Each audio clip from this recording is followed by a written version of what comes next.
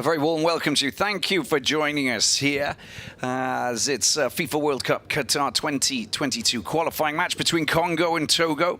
This is a clash from Group H, and we're here at the Stade Alphonse Massamba Debat Stadium in Brazzaville.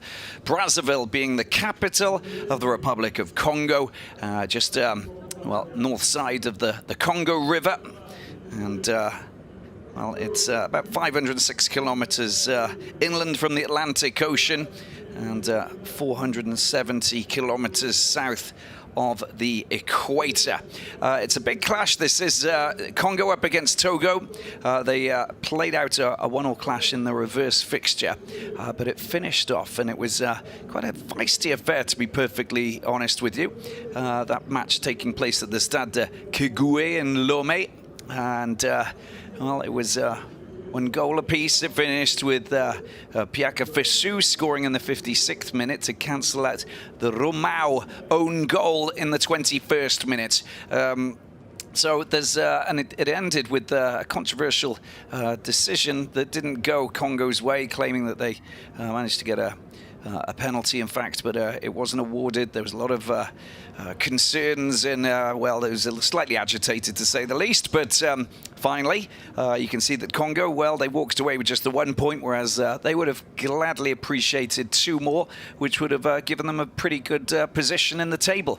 But it's not the case, and they are just down there in 3rd position, and they come up against Togo, who are bottom of the table with 1 point.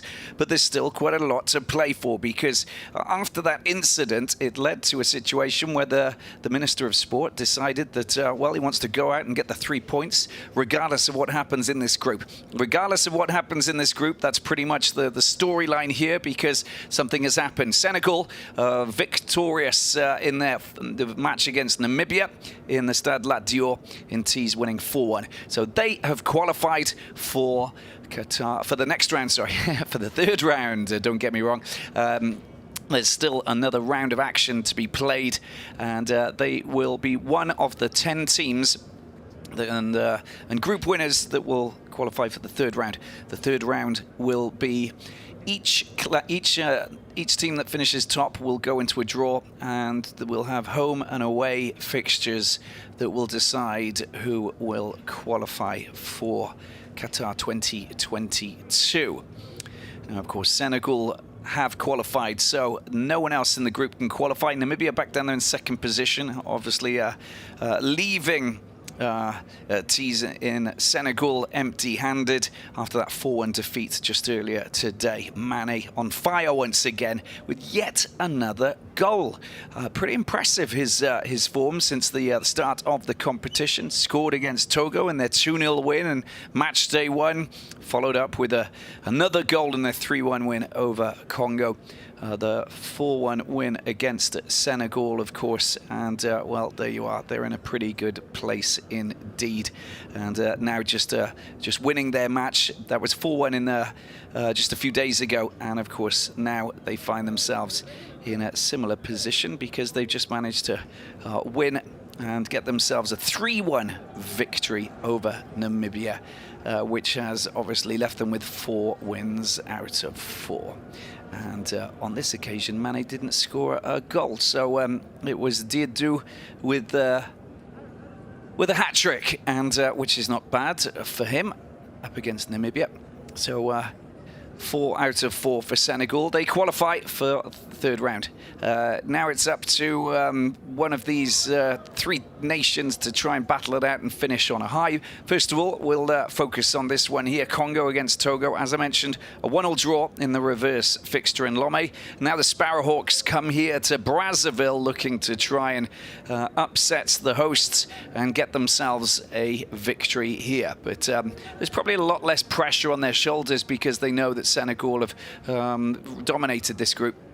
At the same time, you want to finish off on a high, and with 3 more matches to play, including this one, of course you can get 9 points, but it's not going to be enough for them to actually get themselves into the knock Senegal off the top. So, Congo, well, what have we got here? We've got Paul Put, the man in charge. He is 65 years of age, and he took over in May last year.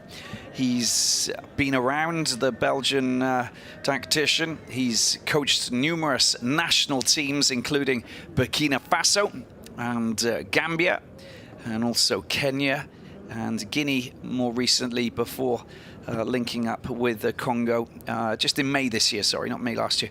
So 5 national teams for him, and a journeyman, and with lots of experience, understanding and working his magic and trying to find the winning ingredients to get his team firing and winning matches and getting the points. They can't qualify from this group, but they can also put in some good performances to try and deal with Togo out here today. Togo coached by Paulo Duarte, also a former coach of Burkina Faso. In fact, he has coached Burkina Faso on 2 occasions, and the first time was 2008 until 2012, which was just before Pol Pot took over, and then afterwards it was 2015 to 2019. So he's had a good couple of spells with the Stallions, but again, not finding not lifting any trophies as such. But they did manage to finish 3rd place in 2017 after that 1-0 win against Ghana in Port-Gentil, which was a fantastic result. In that was taking place, of course, in Gabon. As we see the flags coming out onto the pitch here at the Stade Alphonse Massamba Debat.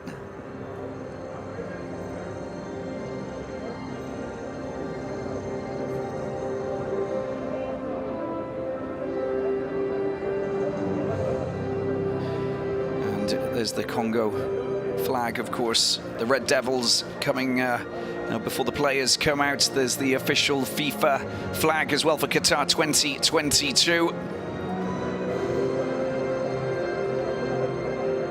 And the teams will shortly follow them. And the players coming out from that corner down in the left-hand side. And we are gearing up for what should be an interesting battle. It will be a battle just because of the tension that was created at the end of the reverse fixture in Lomé, and it will be a big ask for these players to just keep their cool and just enjoy the football and go out there and strut their stuff and provide us with some football fireworks on the pitch that will just allow our jaws to drop, so that we can appreciate the skills that will be unveiled out here today. Well, Congo have lots of different changes and different players, some that have been dropped by Pol Pot. There's Dylan St. Louis, who's not part of the team because of family reasons, and Yann Mabella not called up either. He's not injured, the former Nancy player, but he's not in the plans of Pol Pot. And Harry Osete as well, another player who's been left out, Scott Basindu. Prince Ibarra and Dylan Mahambula, these players not being called up by the manager Pol Pot, so it's going to be interesting to see exactly what they provide with us. Got some youngsters coming into the squad that will try and provide us with some fine football as they come up against Togo, and the team that managed to qualify for the 2006 FIFA World Cup, of course. The only time, but a memorable moment for them indeed. Losing all 3 matches, but putting up a good fight against South Korea, Switzerland and France. The players are out onto the pitch, and we will take a moment to listen to the 2 national anthems before we take a look at the 2 teams.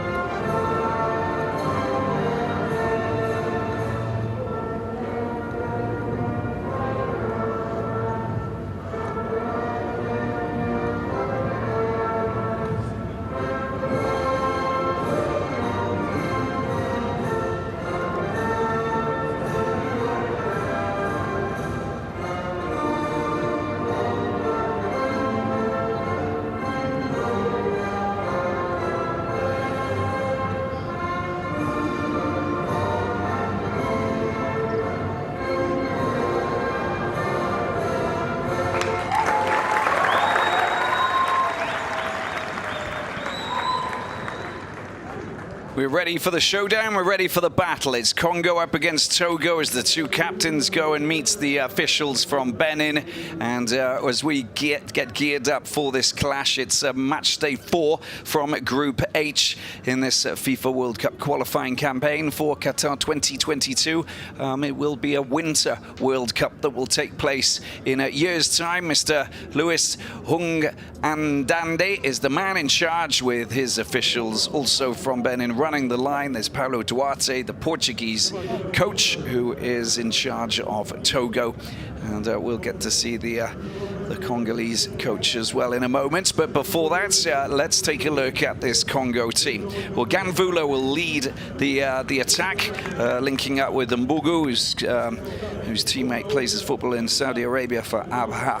Ovenu Guimon Benza played well in the reverse fixture. Italian and Zuna with Rozan, the AS Vita left back, linking up with Mazuku Mwanza, the captain at just 19 years of age. Gorteni on the right-hand side, and Mafumbi, who is the goalkeeper, who plays his football for Costa.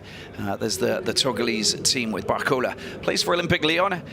It plays, well, he's been on the bench against Angers, but in the B team, basically. 6'5", wonderful player.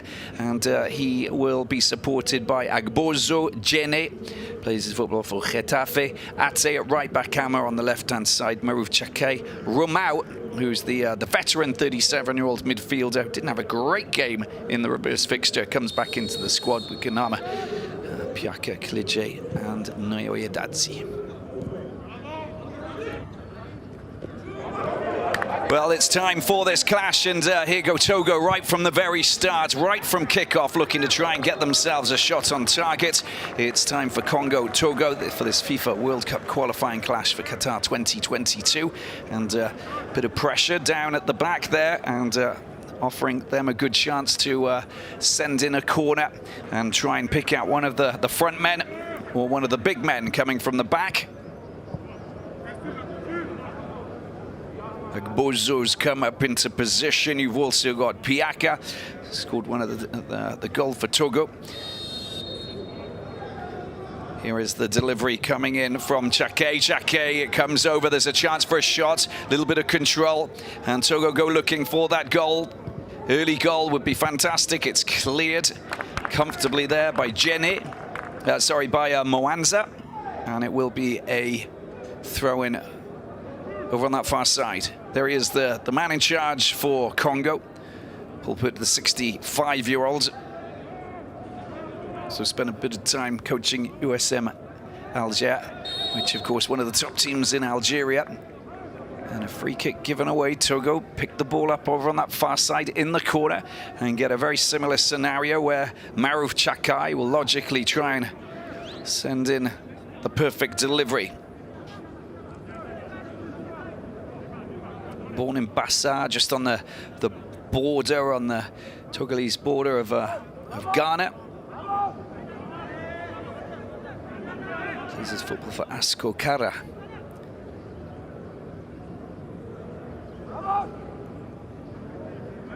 Right start for Togo. Sparrowhawks looking to try and swoop in and secure an early lead here in Brazzaville. The delivery comes in, it's whipped in quite fiercely, quite low. And finally the clearance made by Mwanza, the captain.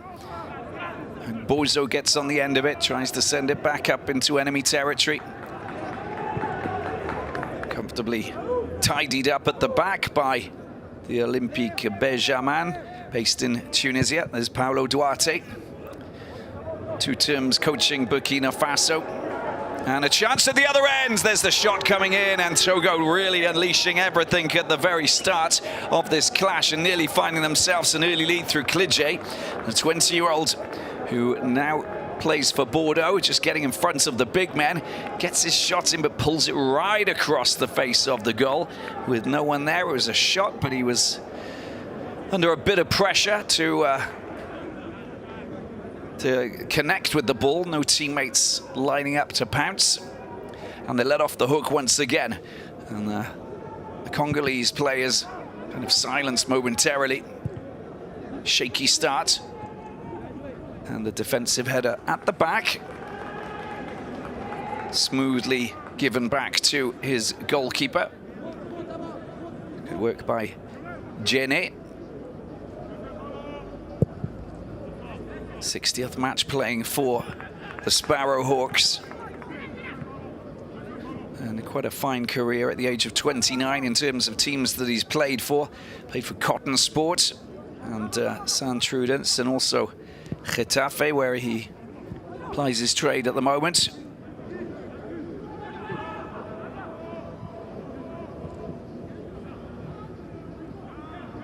Nice slick 1-2 with Moanza picking the ball up.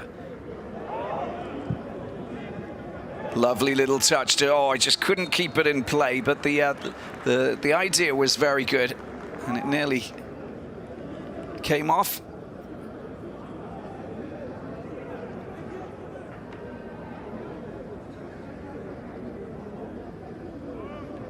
Taken by Ate, another player who's decided to head over the border and plays football in Ghana, plays for Wafa, born in Lomé, 25-year-old.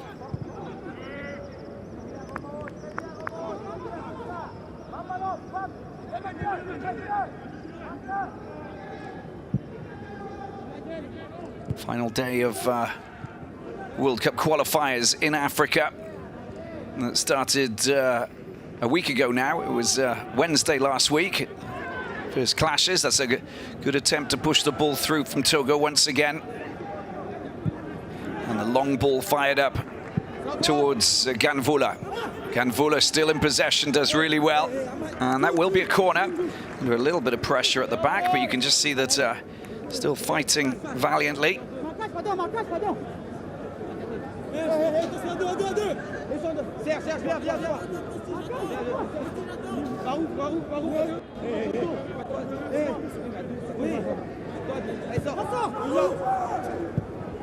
Ball comes back, Congo. A little bit of possession here. High ball coming over. Met comfortably there by Jenny.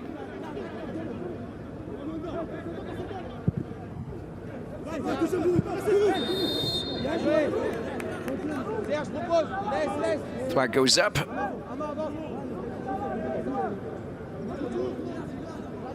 Both of these teams searching their first win in Group H.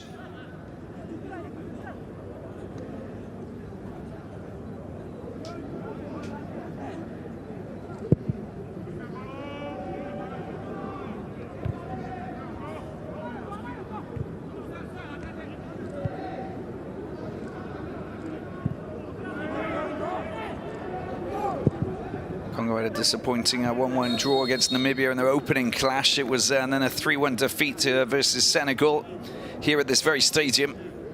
Ulaidia and Sibere Ganula scoring a goal each. It was 1-1 at half-time, but then Ismaila Sarr and Mane added 2 more late in the game in the final 8 minutes, which left them without a single point. Would have been a great result, that. Congo winless in the last 5 of 6 matches. Last time they managed to register a win, it was a 1-0 win over Niger in a friendly back in June. Good strong work at the back from Jenny.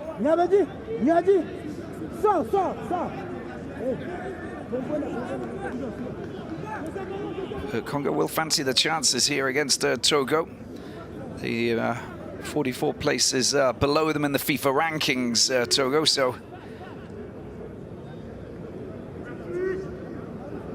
but I think that doesn't really come into the equation after watching the last clash. So many changes of players in the different teams and players that have been left out.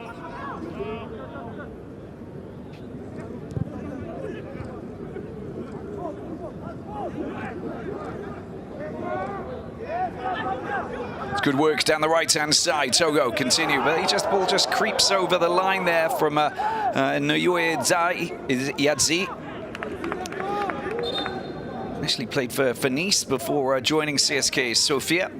Now playing for Zalgiris in Lithuania.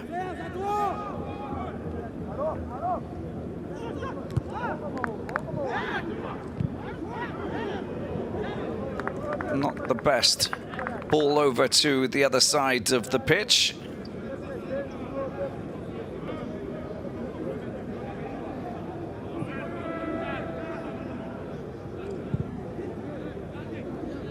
Here's Ama coming through the middle with Alexis Romao. Now playing his football in Greece for Ionikos. He's been 127, made 127 appearances for Olympique Marseille. Started his career off playing at Lorient. 37 years of age, the midfielder.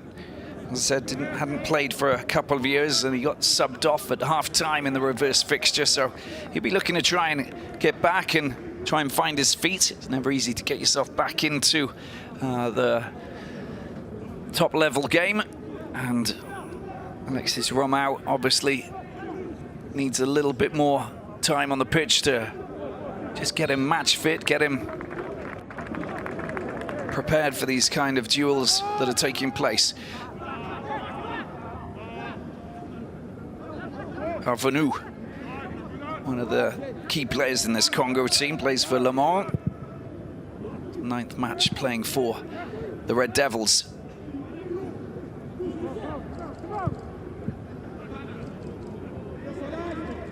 Good work, good slick work. Anzanu getting the ball out wide as Mwanza, the captain, links up with him.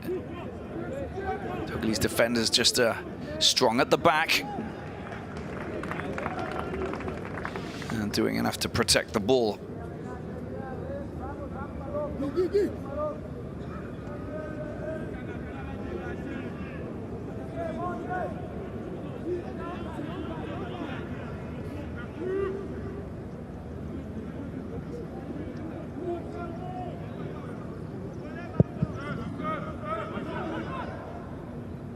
Ten minutes in, still goalless here in Brazzaville. Brazzaville being the capital of the Republic of Congo, and on one side of the river you've got Brazzaville. On the other side you've got Kinshasa, the capital of the Democratic Republic of Congo. In fact, they are, along with Vatican City and Rome, they are the two capitals that are, well, besides the Vatican City and Rome, the two capitals that are the closest to each other, second behind the Italian capital and Vatican City. Good work down this right-hand side, and once again he's working his magic to try and get himself a little bit of space there, but Naya Uadzi unable to wriggle away from his marker. Good strong defensive play at the back from Mazikou. He's Bulgarian-based, but born in Orléans in France, down over in the Loire Valley. Long ball and an attempt to try and pick out the front man, and it's just not good enough. Guy Mbenza, who's lively in the first clash between these two nations. A little bit of space, and going on a bit of a wander is Nama. Through ball, just cut out, well read there by Rosanne.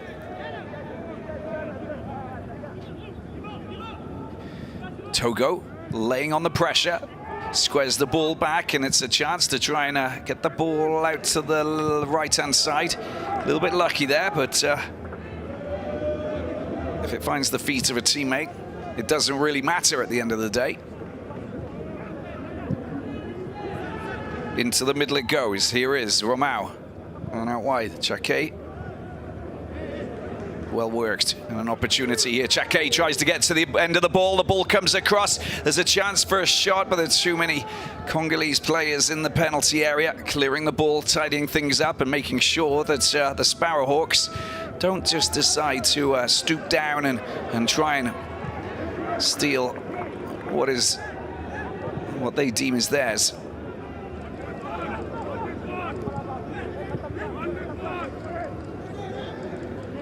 Good work in the midfield from Akate Nama.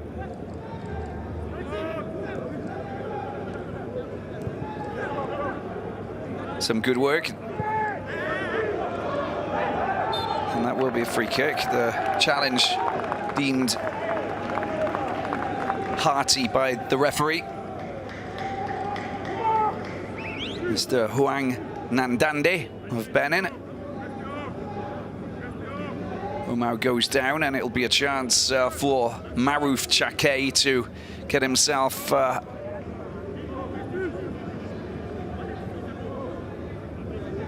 chance to loft this towards one of his teammates.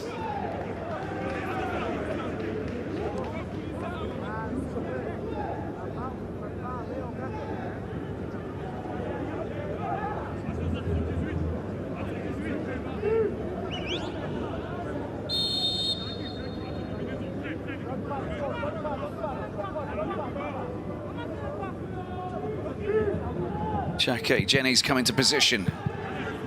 Met. Before anybody could get anywhere near that, slightly hide the challenge there, just to force Mbungu to come down and hit the deck. Let's just have a look at this again. Yeah, it's the arm. It goes straight into the face from Chake, and he goes across to apologize. He's absolutely fine.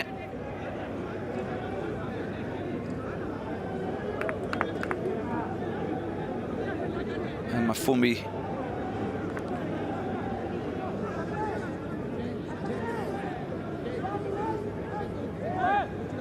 will pick up the ball, the 27-year-old goalkeeper.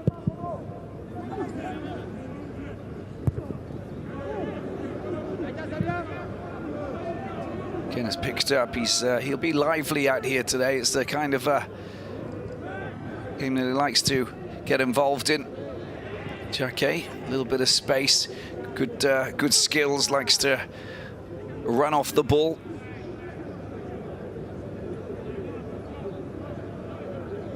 Fast ball on this artificial surface, of course. A lot of the countries down this part of the world, you'll find that they do have artificial pitches, just because of the humidity, the high level of humidity, and the amount of rainfall that falls around the equator.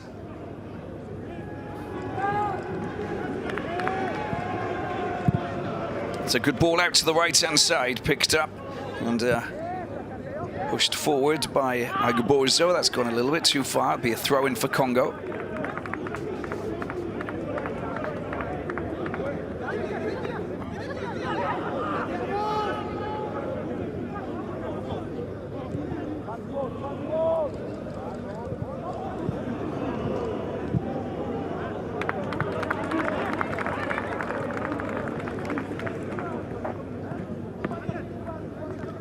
Senegal, the first team to qualify for the third round with 2 matches to spare, and that will please numerous clubs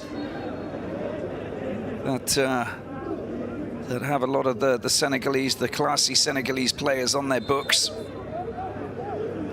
Sadio Mane being one of them, of course, playing his club football for Liverpool, but he's not the only one.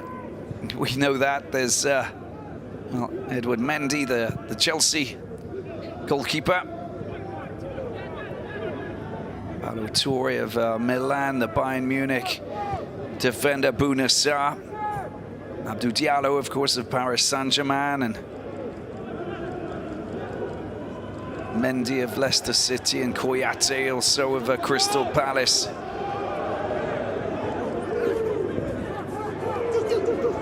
Sarr playing his football off. That's really well played. That is, will be a goal kick, just knocking the ball back off the man running forward. Anyway, Yadzi.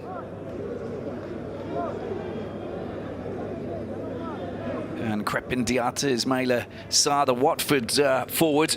All of these players will, well, not all of them, some of them will get the chance to rest. Get rested, they'll be kept behind and protected by their teams, I imagine, some of them.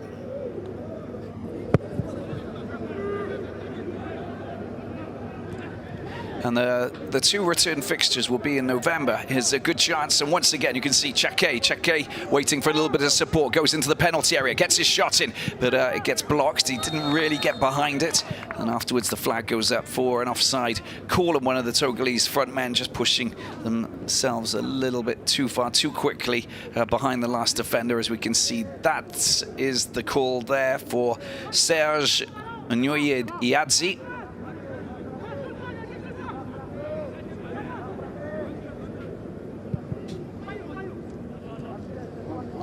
Corteni.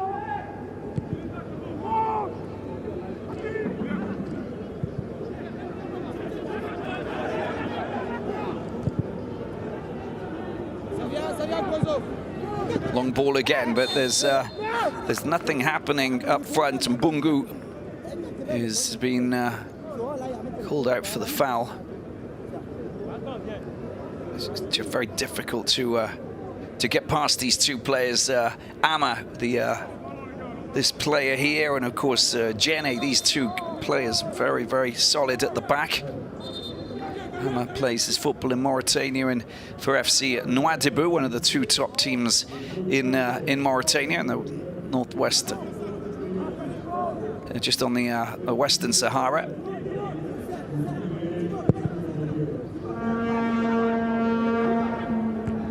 South of Morocco. Defensive header. Pressure from Klidje, just 20 years of age, born in Hahotoe.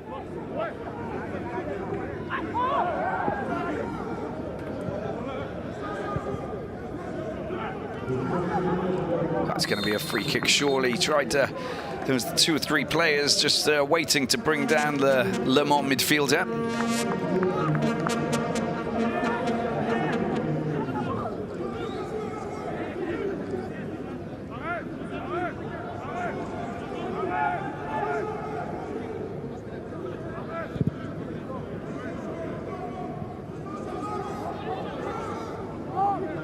20 minutes in here at the Stade Alphonse Massamba Debat, Brazzaville, Group H World Cup qualifier, match day 4. Congo with 2 points, Togo with just the 1 point. Senegal, the dominators in this group. Long ball up into the penalty area.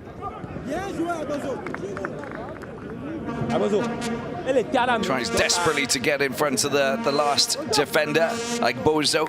Complicated it was for Mbongu.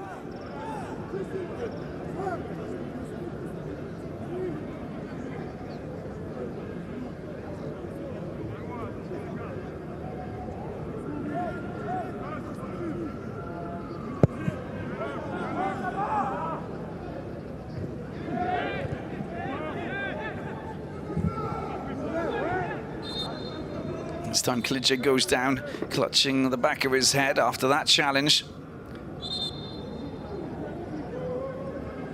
He's not the only one.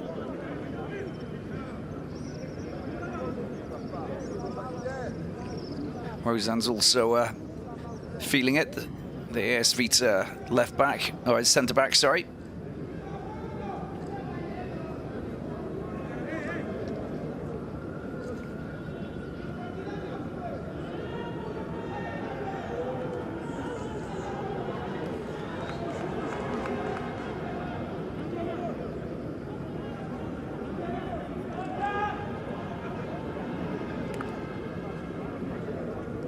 Well, this was the first chance of the game. We've only had a couple, but just look at that. Had a wonderful scoring opportunity, didn't he, Klidje, who's down receiving treatment. Got in front of the big man at the back, Mazikou. Couldn't get his shot on target, pulled it across the face of the goal. Very much under pressure from 2 bigger players than him. Just to give you an idea of the temperature here, 32 degrees, and it's enough to, it's a perfect temperature to make sure you can take your shirt off and enjoy your national team play. And but the humidity makes it feel so hot, so much hotter. It's like, feels like 38 degrees. It's like 65% humidity. And I remember going down to to Equatorial Guinea in 2015 for the Africa Cup of Nations. Similar scenario. It was 40 degrees and the humidity was 100% for pretty much the entire competition. In Bata, a little bit better in Malabo, just on the island, where some of the other matches were taking place, but then Mongomo just going inland towards the jungle. I think that it was just exactly the same, so quite complicated for these players to play 90 minutes, of course, and not suffer from that level of humidity and the temperatures. It was always much better when you played in the evening, of course, but for those playing during the day and the afternoon, quite complicated. It was like that in Egypt in 2019 as well. Very hot temperatures. Anybody playing at 5 o'clock or 8 o'clock in the evening, we're in a much better position.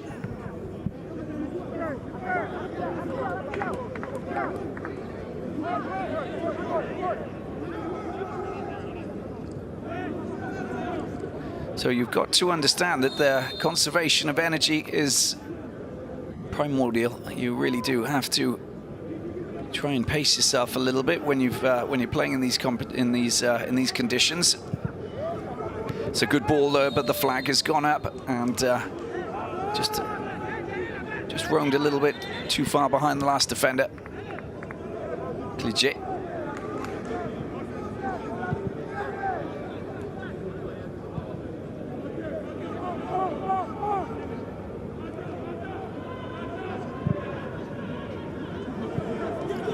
Bit of pressure here. Oh, he couldn't do anything with it. The goalkeeper, Barcola, with his hands anyway, does well.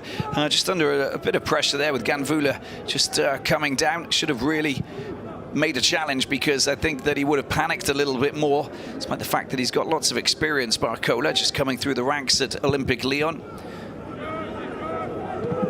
Multiple winners of Liga.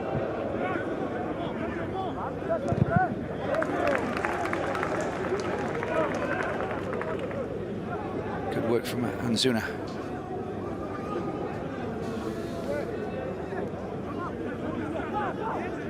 Yeah, that was the moment. He did get a touch to it, but it was just, well, a bit frustrating. Guimon Benzer it was, and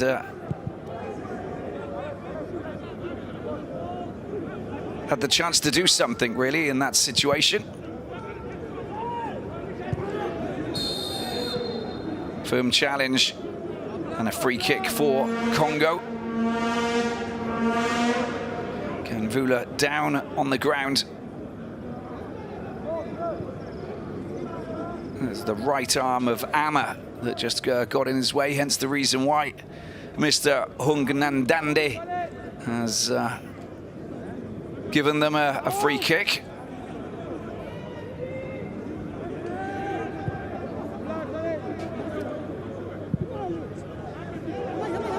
Ball goes into the corner. Chance to get the ball across. Well, it's flicked up. Is there anybody there? Ama. Oh, he kicks the ball away before anybody can get near him. Bit of pressure here on this Togolese defence, but once again, they just show what they're capable of doing. Great work down that over on that far side from Maruf Chake.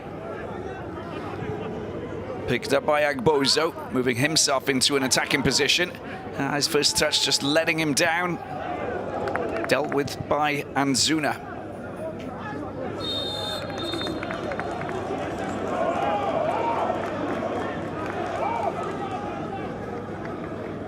And it's a yellow card. There was frustration. Not necessary, that challenge from Chake. Puts him in the referee's book.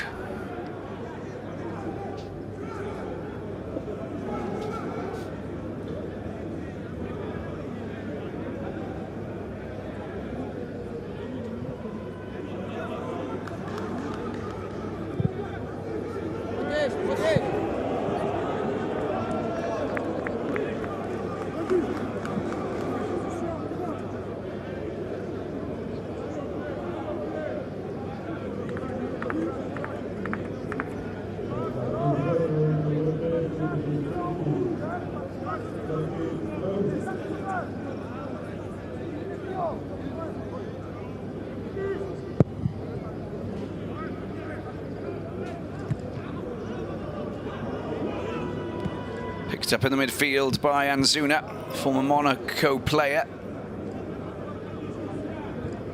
Italy, high ball, need to keep it down on the ground and get it to feet. That's much better. Nama. And wide to Agbozo. 27-year-old sends it up towards Chake, but that's a little flick towards Unyuyadzi. Not good enough. No harm done between these two players. It's all good.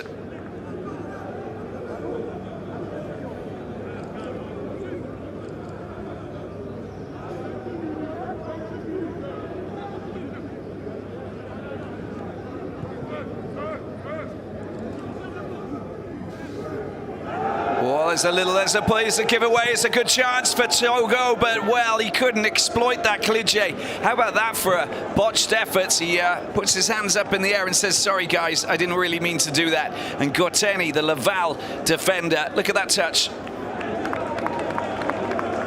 Oh, wrong decision. Didn't know what he was doing.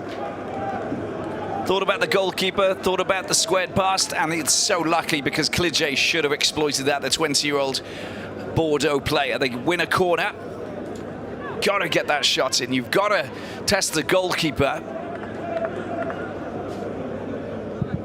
Here's the resulting corner. It's kicked away into the 6-yard box. It's going to be a throw-in for Togo.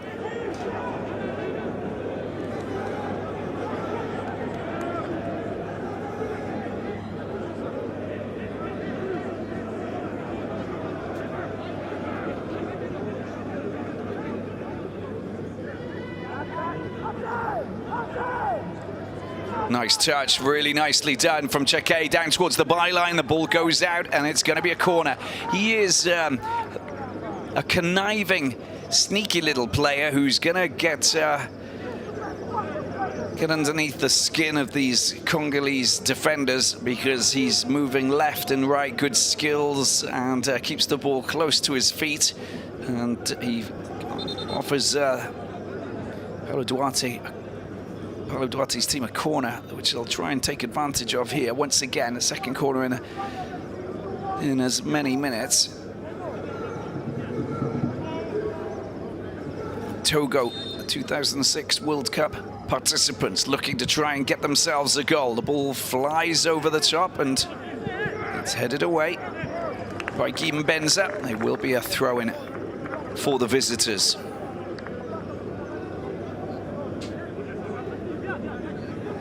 Is Romao just dropping the ball into the hands of Agbozo. Bit of movement. Benza intercepts and it's been picked up. Good opportunity this is now. Oh, mistake from Benza trying to set up Gamvula, and here they are. Togo getting the ball into the penalty area. Oh, he just couldn't do anything with that. Nearly fell over the ball, in fact. But Klidje has been given a couple of good passes, and he's also been given a fumble by the defender as well. But he hasn't managed to sort himself out, and just as 2 matches played for Togo, he's showing us exactly what he's able to do, which is not bad, but he still needs to polish things off and tidy things up and find the back of the net, because you don't get too many chances in a top-level game, and you've got to exploit every single one of them.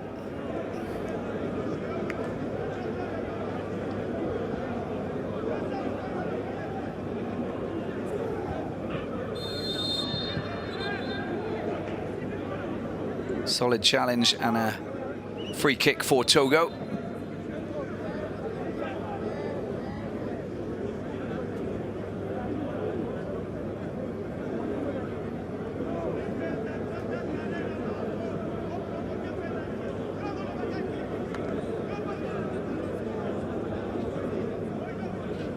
That's Klidje who's down.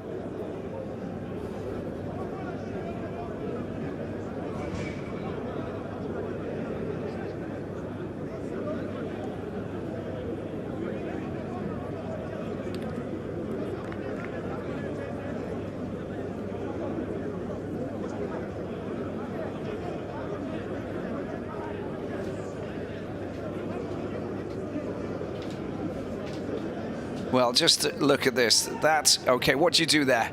Okay, so he waits to put it on his left foot, which means that he really should try and sort out that right foot, because if he had a right foot and he could shoot with it, then you come in and you just absolutely smash it in before anybody gets anywhere near you. But because he waited for the ball to just roll a little bit further so that he could tee up his left-footed shot, it basically gave the goalkeeper a bit more time, half a second, which is all you need to spread yourself out and make sure that you protect your goal. And it was Klidje who didn't manage to just sort out his right-footed shot, which is what it should have been. In any case, it's behind him now. He's moved on, I think, and Congo are in possession as they try and get the ball over to the other side. It's a poor pass that's been whipped in by Mazikou over towards the right-hand side, but no one there. Another player born in France. He's born in Orléans.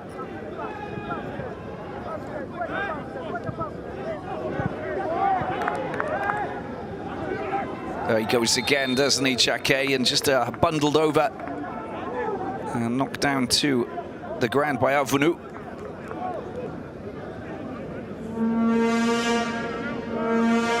Went one way, went the other, knocking the midfielder down to the ground. And it's going to be a free kick and a chance for Togo to again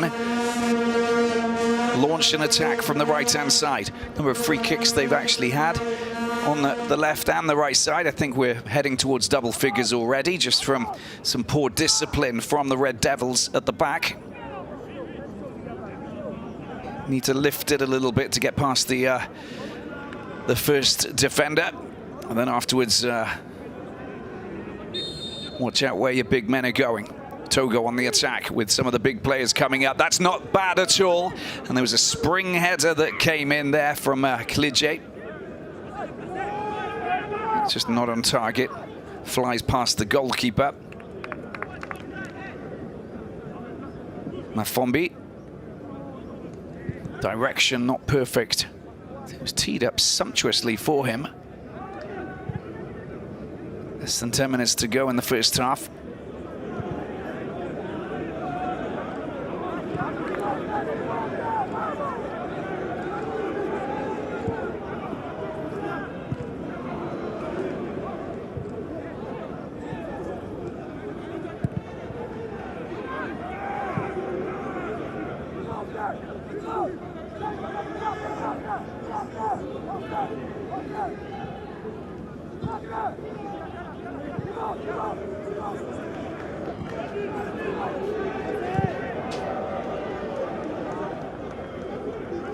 Well, he just the ball came over. It was probably the best option there from Ate, just to head the ball away. Would have preferred throw in, but they win the corner.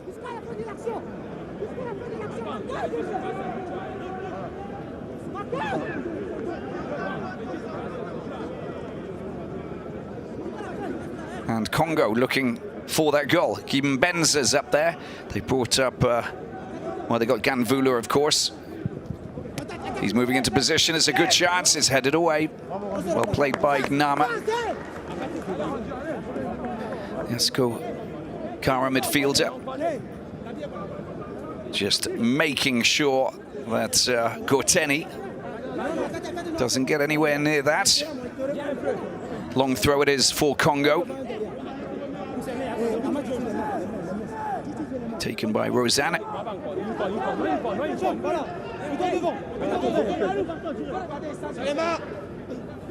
Into the penalty area it goes. The arms went up and a free kick has gone Togo's way.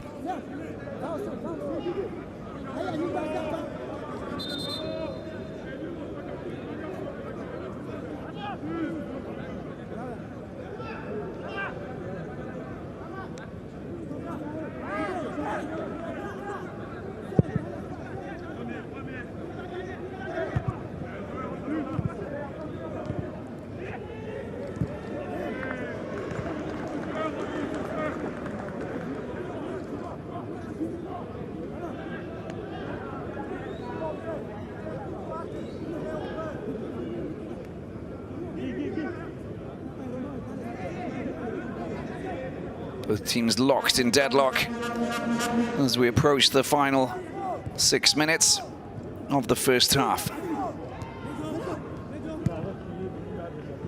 The acrobatic overhead to get rid of the ball. Togo launched the attack. It's Chake who tries to find one of his teammates. He's just crashed into one of the defenders there as the ball goes up the other end.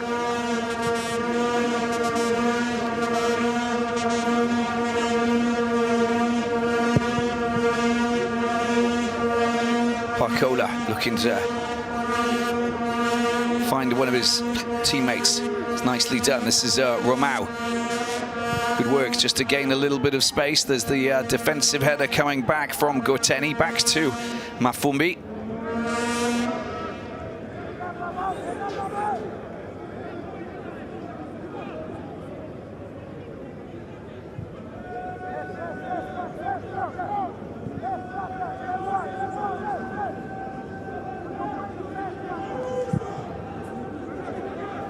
Another long ball. It's gone too far and it's not to feet.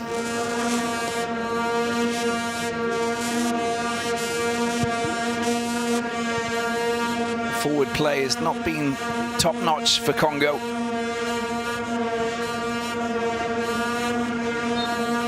Just not getting the right tactics and trying to understand how to push forward at the front.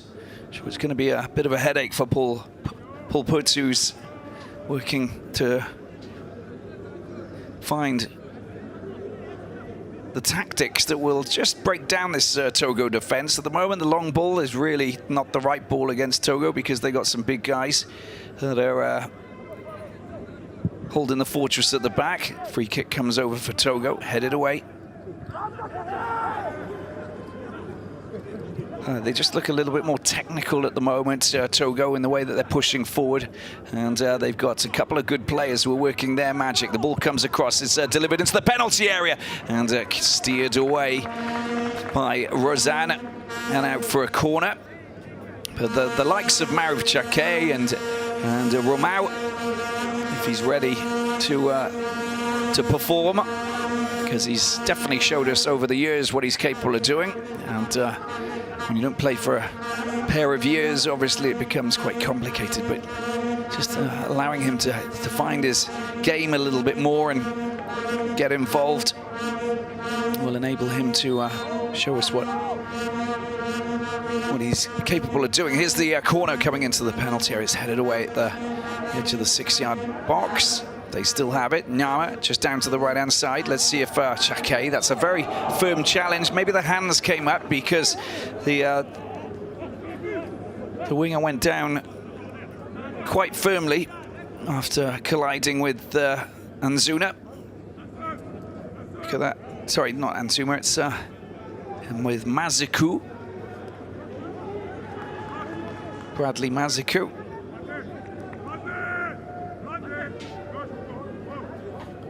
They've had their fair share of free kicks from this position. It's like quite common for them now, get the impression. The Sparrowhawks. Here is Chake. Oh, a little bit of a run up. Finally, the second attempt. It's in the back of the net. Look at that for a bullet header. That is absolutely sublime.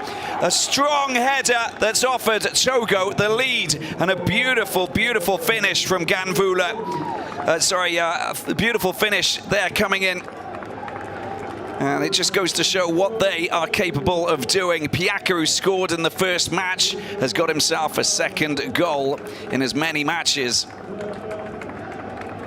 And the 26-year-old on loan at Al Tadano with an absolute peach of a header at the far post, rises high, steers it in to beat the goalkeeper, Mafumbi.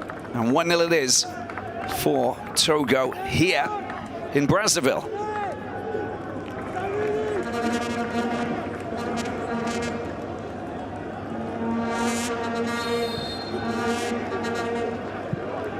Come on, confirmation of Suplaka's goal here just before half-time.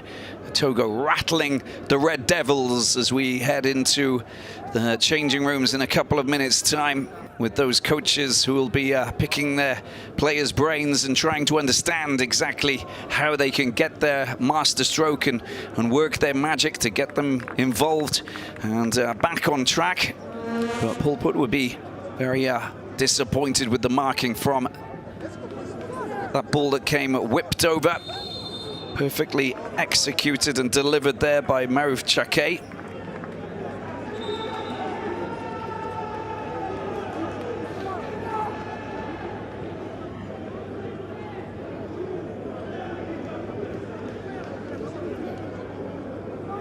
Into the last minute we go.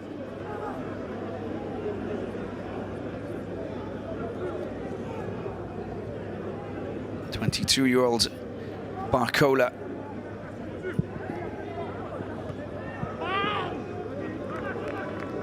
And it'll be a goal kick.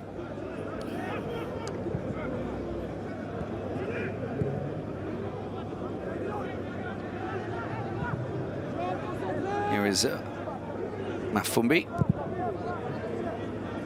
Long ball sent up into enemy territory. Solid clearance from Ate.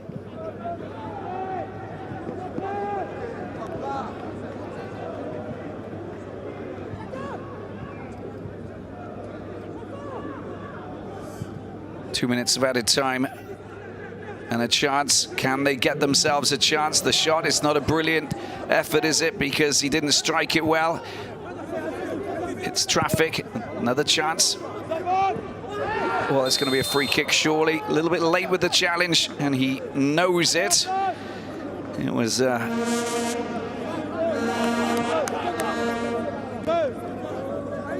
was connection that was made. Just he tried to get the player on the ball, and Naoyadzi picks up, gives away the free kick. Now a chance for Congo to hit back just before half-time. As you can see, Pol Pot in the background, watching on, trying to understand and hoping that they can level up. Ideal time. Maricheke has to stand back now.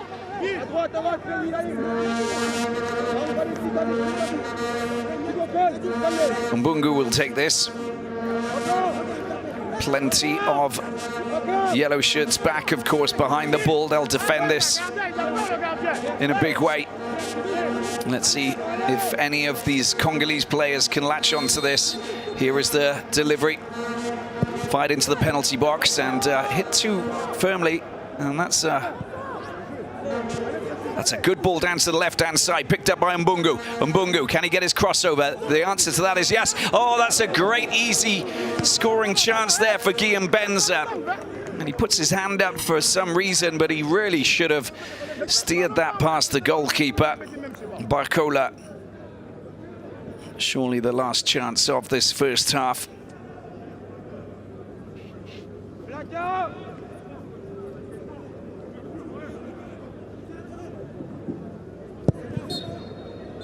And there is the half-time whistle blown here at the Stade Alphonse Massamba Debat here in Brazzaville for this FIFA World Cup qualifier for Qatar 2022. There's been one goal scored, and it's been scored by the Sparrowhawks, the visitors here in this Group H encounter. The half-time scoreline, it's Congo 0, Togo 1.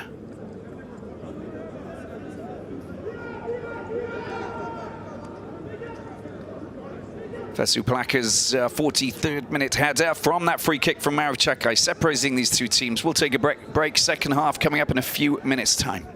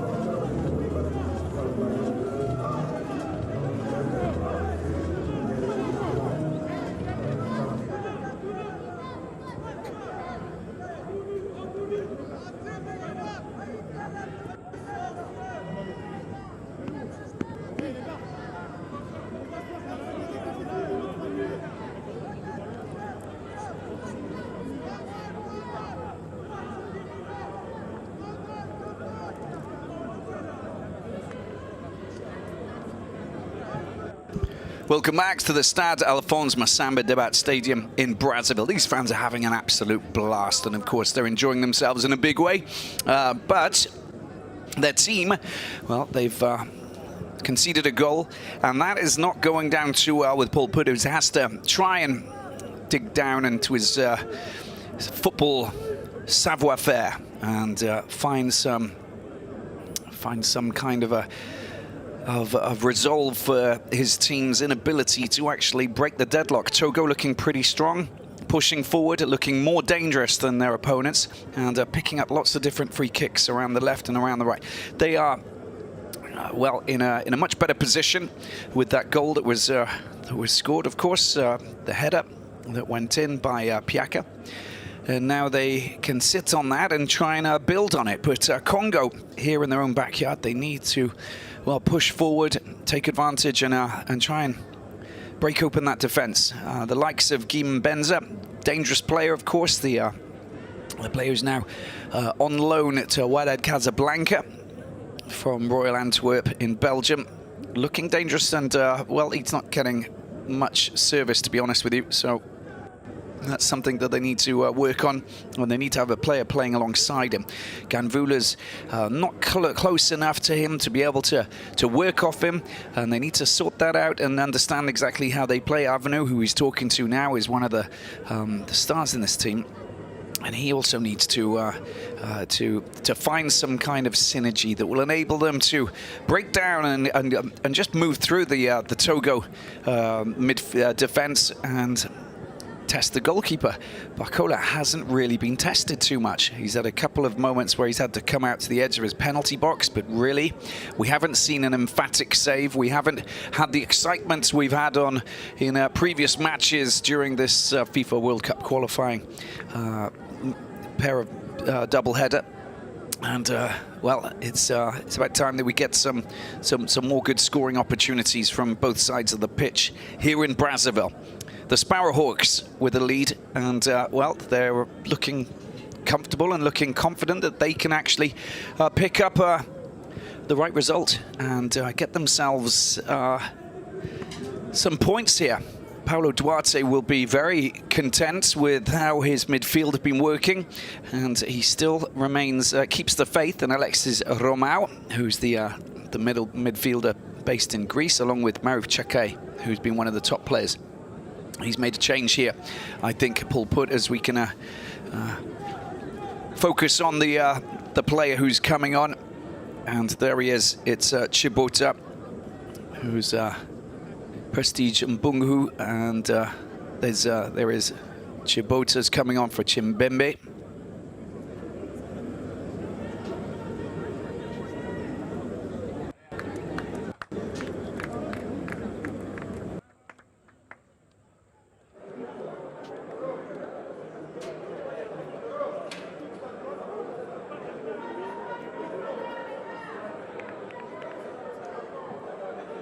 Penny Makuanu's come on as well.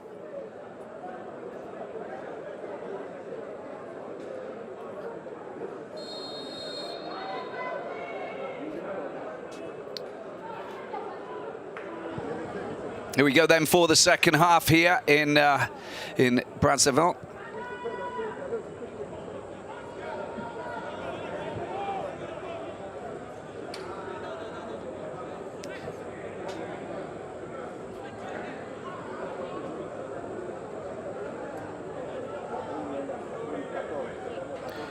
Couple of changes then for Congo as they try and well, revamp and reorganize themselves and get themselves some more scoring opportunities, which should be coming soon. But first of all, we got a free kick on the other side,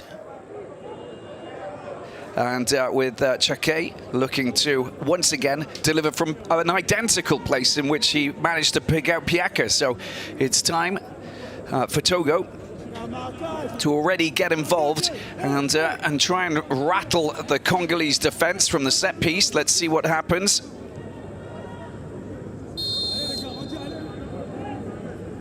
Chakai hits it pretty firmly, but it bounces before it is comfortably taken there by Mafumbi. Rolled out into the path of Mbenza. He loses possession. Makes the block.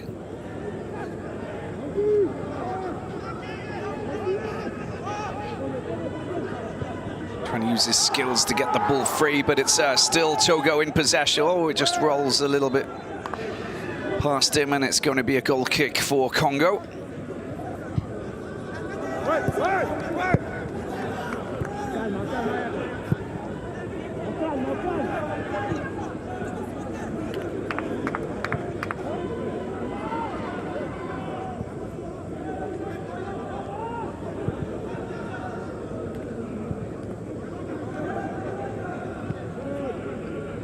Picked up in the midfield, and there's the high ball lofted over the top, but it's gone nowhere. Togo again. They do well, don't they, just to tidy things up in the midfield. And it's Piaka again, the goal scorer.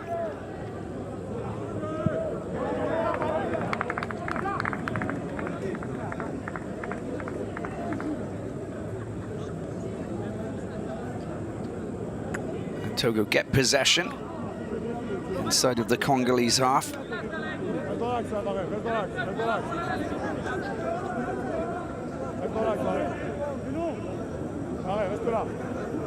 Down the line it goes.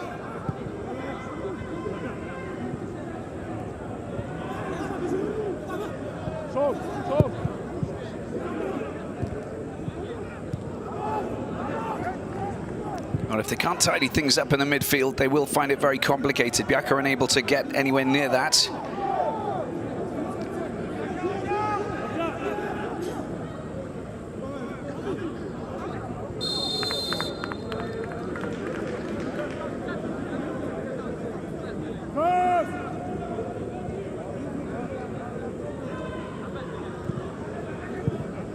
Well, if you didn't see the result from earlier on, Senegal victorious against Namibia, finished 3-1, and they have now qualified for the next round, the third round, which is the home and away fixtures that will be between the 10 final teams in competition left in the qualifying campaign. The draw will be made and the matches will take place in March, so only at the end of March will we find out who will be going to Qatar 2022. 5 African nations, Senegal being the very first. I think Morocco have the chance to join them if they win their clash tonight, I believe. Good ball down the left-hand side. This is better from the Congo. The ball comes across, but the flag comes up. And, well, a chance that could have been a little bit more meticulously undertaken. Not the case. It's a little bit too quick to dart through.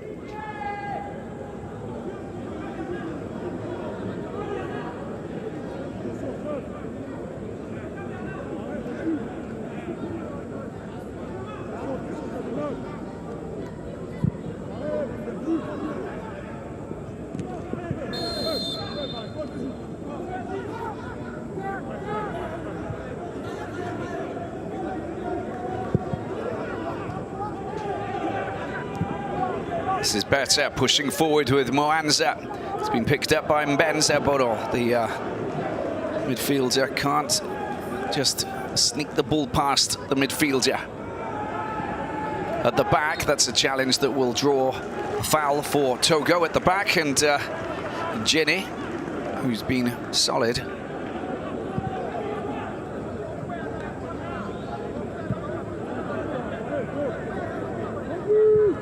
Just not allowing him to get past and try and work his magic.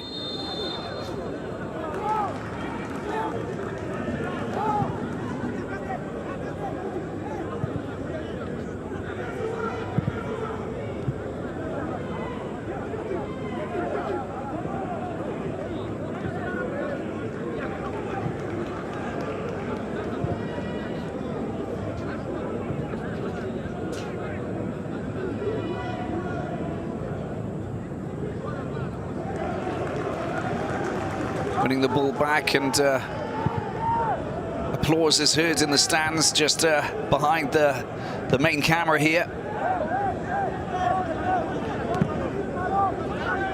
looking a little bit better, just taking and seizing control.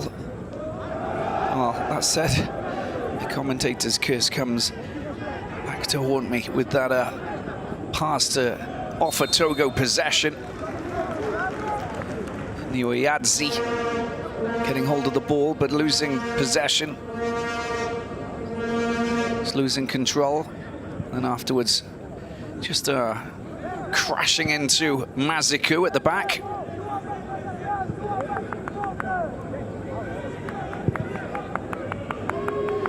Or sets with a long ball downfield.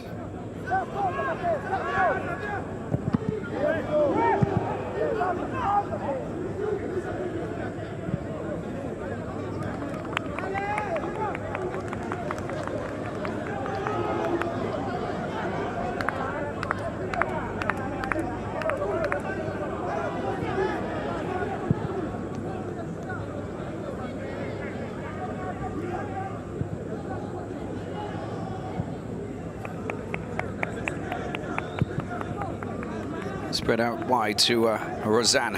It's the AS Vito man. Looks for support.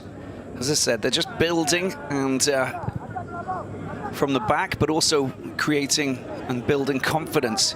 The more ball that they get and the more possession that they have moving forward, the better it is. But when they lose possession like that, they're in a bit of a problem. Piaka does well. Can't get the ball out to his teammates. Been picked up by Chake, and it's passed out to the right-hand side. Strong challenge coming in, a foul for the two-footed challenge that came in just in the midfield. And picked up by Harvey Mick Orset. Very nonchalant midfielder, isn't he? And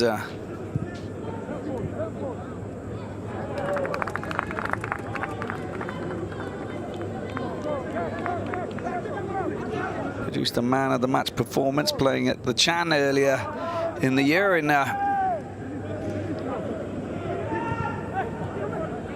it's a good ball, very good opportunity here. The shot comes in, it's straight at the goalkeeper, and finally we get something from this Congolese team, and the effort coming across from well, I think it was Bongo Chibute, and the chance that was hit straight at the goalkeeper, Bakola. Giant goalkeeper, 6'5" as well, so it takes a really good shot to actually beat him. Once again, good work from Congo. Menza picks the ball up. And again, there's a foul that's been committed, and it's Jenny who's can't understand why the referee's whistle was blown. Let's just have a look. Benza gets the ball over. It's pulled back. That's the shot that comes in. And, well, could have been a lot better, to be honest with you. Struck directly at the goalkeeper.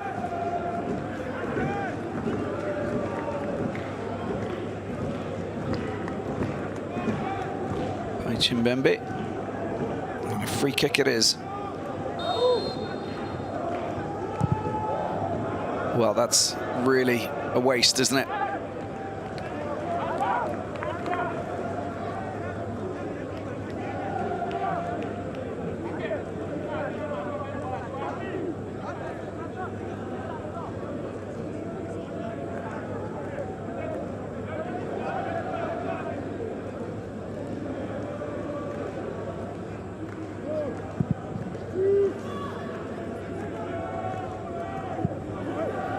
Congo 0, Togo 1, with Fakou Plaka scoring that 43rd minute goal. A header that was sent over by Maruf Chake, the midfielder. Perfectly dosed into his path, downward header, beating the Congolese goalkeeper, Mafumbi.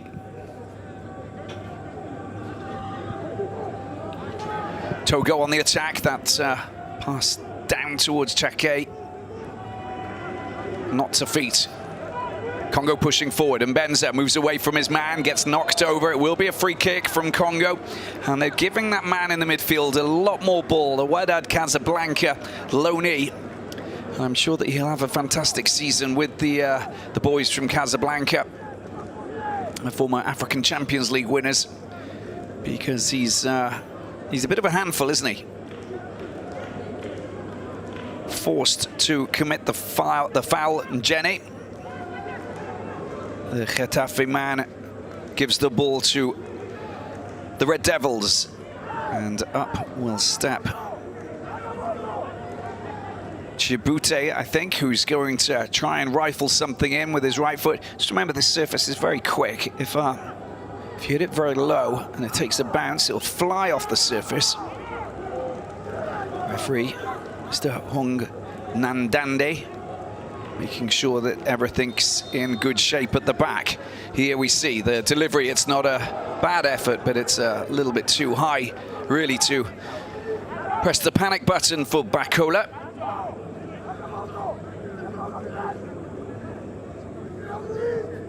This is the goal, that's the delivery, that's the header.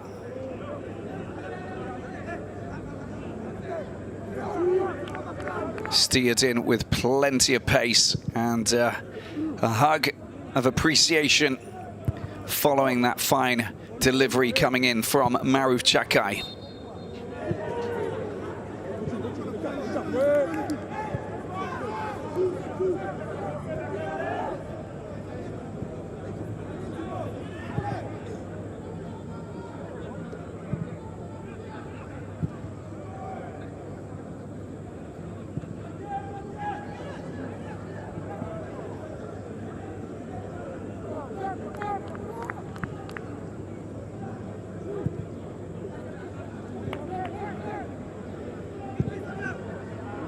Good ball up to Mbenza. And the defense, a little bit of frustration there as he tries to well, grab hold of Jenny and prevent him from making that clearance. But you can see when you send the ball to Mbenza, the Wydad man will use his big body to protect it, to hold it. But where are the players who are working off him? That's what I'm looking for. And obviously, Paul Put has made the changes, but we're not really seeing the fruits of their success having made those tactical changes. I applaud the fact that he's pushing Benza right up to the very front, but afterwards the likes of Makuana, they really need to get involved and get close and work with him, because otherwise it's just going to be a very long final 30 minutes to establish who will be walking away with the 3 points. It finished 1-1 in the reverse fixture, but Togo sitting on a 1-goal lead, and thoroughly deserved that as well. Second half been some more brighter spells for the Red Devils, but they still haven't really put themselves into those pockets where they have a little bit of space and they can find those shots and really trouble the Togolese defense. It's not happening at the moment. Using Guy Mbenza is, yep, I'm good with that. I think that's the right decision. You know, take advantage of his physicality, and but it's the players around him that need to be working their magic and getting themselves a little bit more involved. The flag goes up for offside over on the far side as we enter the final 30 minutes here in Brazzaville, the capital of the Republic of Congo.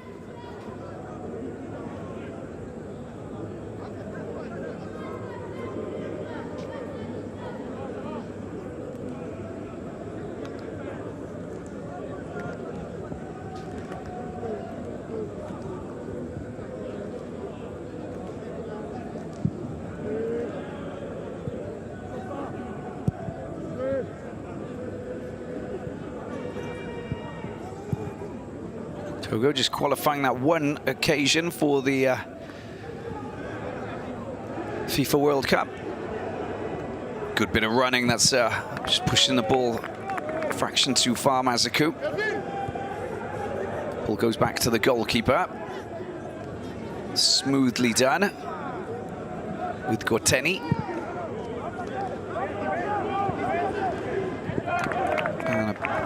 Little battle taking place. It's going to be a throw-in for Congo. They want to take it quickly and get it shifted. Here is Harvey Mick Orset. Ball floated over to the left-hand side by Avenue.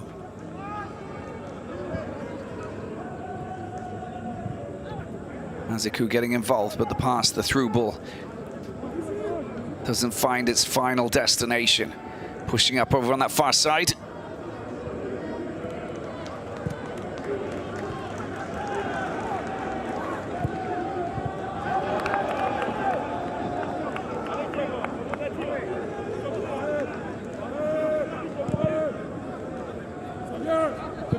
Togo haven't qualified for the Africa Cup of Nations in 2021. Well, it's the 2022 Africa Cup of Nations, I suppose, because of it's taking place a year after it was meant to, so it's in Cameroon. But and the same applies for Congo. Both nations missing out.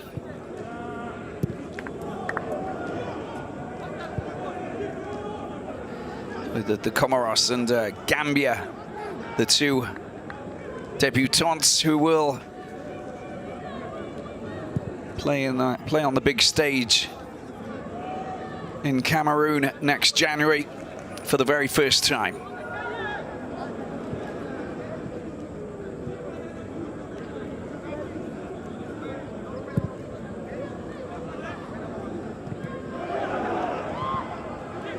Ball comes back as Guimon Benza. That's nicely placed into his path by Mwanza. Here's Benza's a chance here. Oh, the goalkeeper.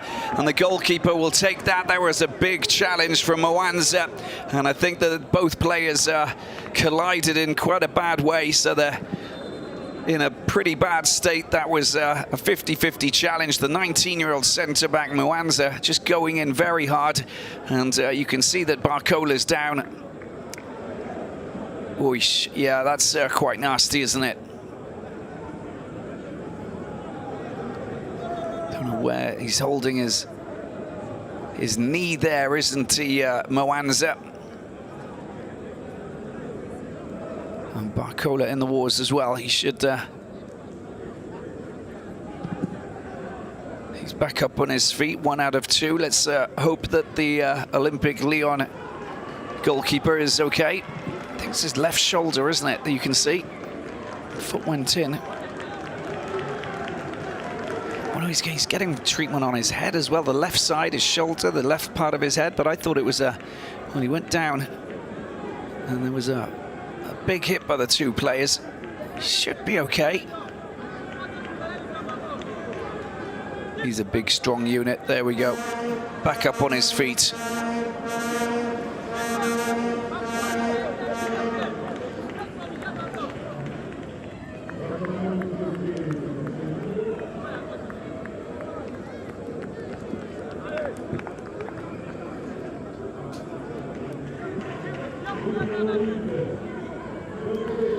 Two changes for Togo just taking place, and we have Serge Nui-Yadzi, who's made way for Ilom Nayaveji.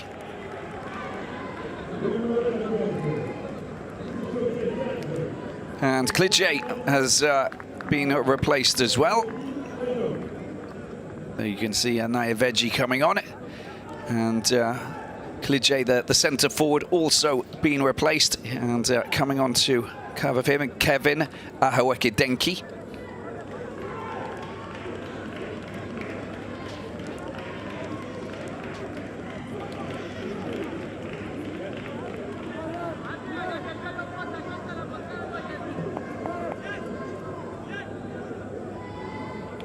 There's Harvey Mikwesete going off, and or Kevin Italia, if you like. It's Kevin Mabella comes on to replace him. Wesete, the 22-year-old, was a star player at the African Nations Championship in Cameroon earlier this year in January. The Chan, playing some fine football, getting a Man of the Match award at the same time, and yeah, looking very dangerous indeed. So not a bad performance. Maybe expected a little bit more from him, but in any case, I think that we can say that yes, it's been intriguing seeing him work his magic in the midfield, but it's been very complicated. We'll see what Mabella can do.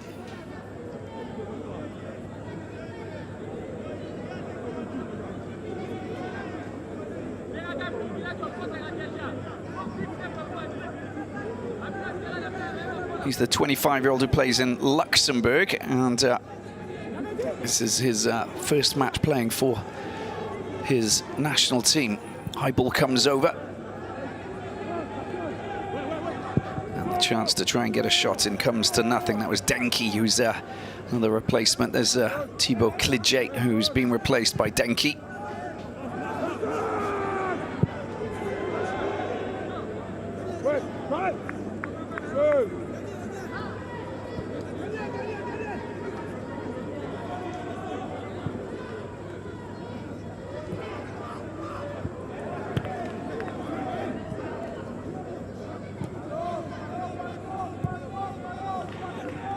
Ovenu spreading the ball out wide. It's been picked up there by Guteni. We're halfway through the second half. Congo 0, Togo 1. Fesu Plaka as Congo go looking for another goal. Another goal tonight, rather, an equaliser for them. And it's been complicated for them. It's been complicated for Togo, but they managed to break the deadlock in the 43rd minute. There's Mbenza's lovely little touch there, and a little bit of a darting run to try and find a little bit of space. The ball, it's a good challenge, isn't it, coming in? Very strong challenge coming in at the back from Agbozo.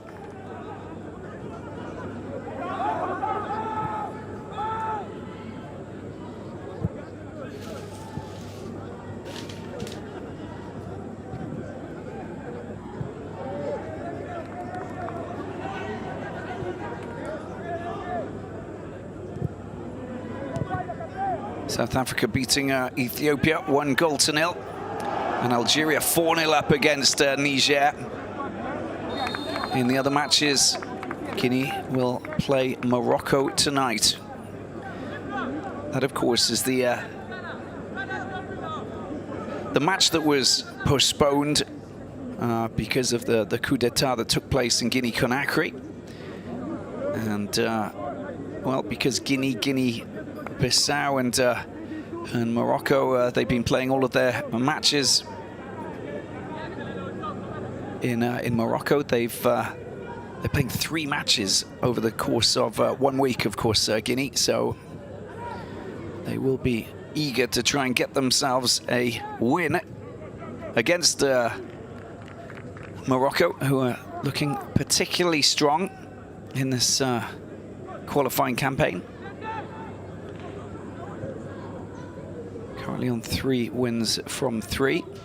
So if they actually win tonight, they will qualify as the 3rd team to qualify, along with Algeria, if they qualify, if they win their match, of course, to join Senegal. Senegal, the 1st team from Africa to qualify for the 3rd round.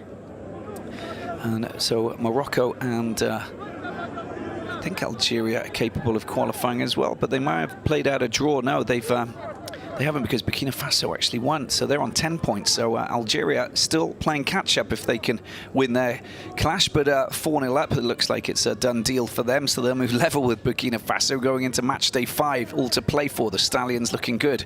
Teams that were coached by both of the coaches here tonight, Paul Put for Congo, and also Paulo Duarte, the 52-year-old Portuguese technician in charge of the Sparrowhawks of Togo. Paulo Duarte may have remembered him from coaching the Angolan team, La Primera de Agosto, a team who played some African Champions League action over the past few seasons. Congo pushing forward, Guillaume Benza looks to try and pick up the pass. It's been distributed. That's nicely done, and a good opportunity if they can get themselves the right pass. Oh, that's lovely. Absolutely lovely. It's in the back of the net. Look at that. Guillaume Benza stabs the ball home from close range. Congo get an equaliser. Sumptuous work over on that far side. Absolutely top-notch. And they get themselves the equaliser finally in the final 20 minutes of this match day 4 here in Group H.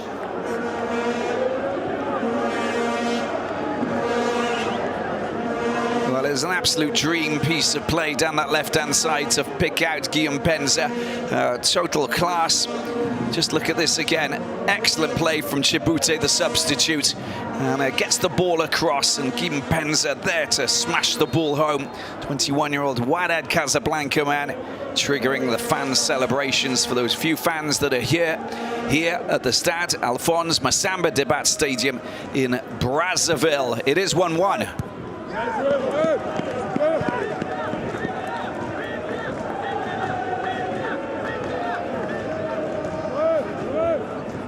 Togo picking the ball up and looking to, again, maneuver themselves into position. Ate gets the ball across. It's smashed away.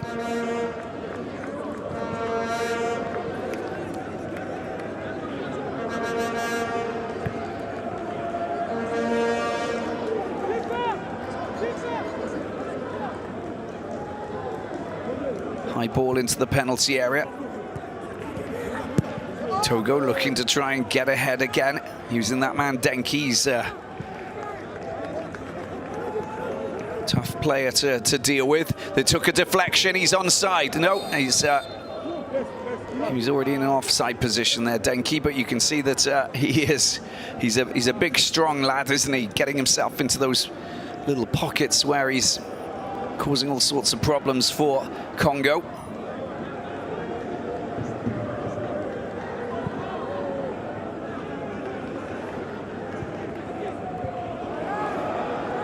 Giving the ball away again. It's a chance. Denki, that's a strong, strong challenge coming in from Guteni. And the former Trois player, Congo on the drive forward. Chibute just with his foot up. That catches the attention of the referee.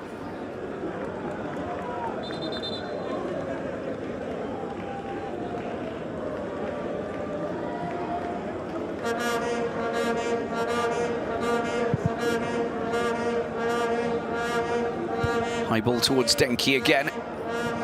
Picked up by Togo. Into the midfield. Here is Kanama. And out wide for Ate. Good turn. Excellent turn here from Chake.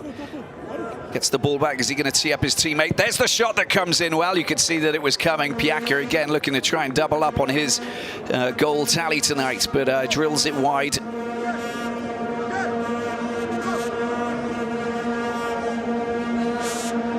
That was just the side foot stab, just smashed the ball from close range past the goalkeeper. Barcola couldn't really do too much about that, could he?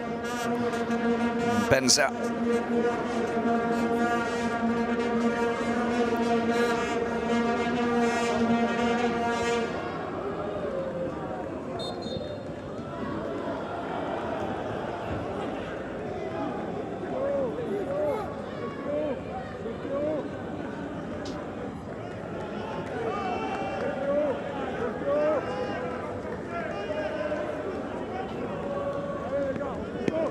Free kick for Maruf Chake.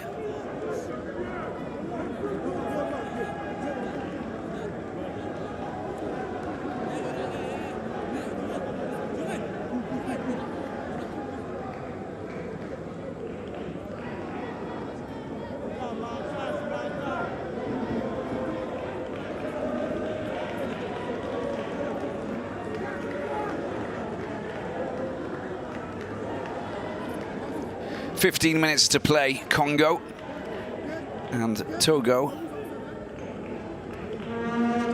level at 1-1. Chake with the free kick, delivers it, and it doesn't get past Benza, who's been a standout player for Congo, especially in the second half. He's coming to the fore and getting tangled up with those defenders, holding the ball and also punishing the defense as well. Just couldn't hold that ball, Piaka, over on that far side. And he's been good as well. Looking dangerous.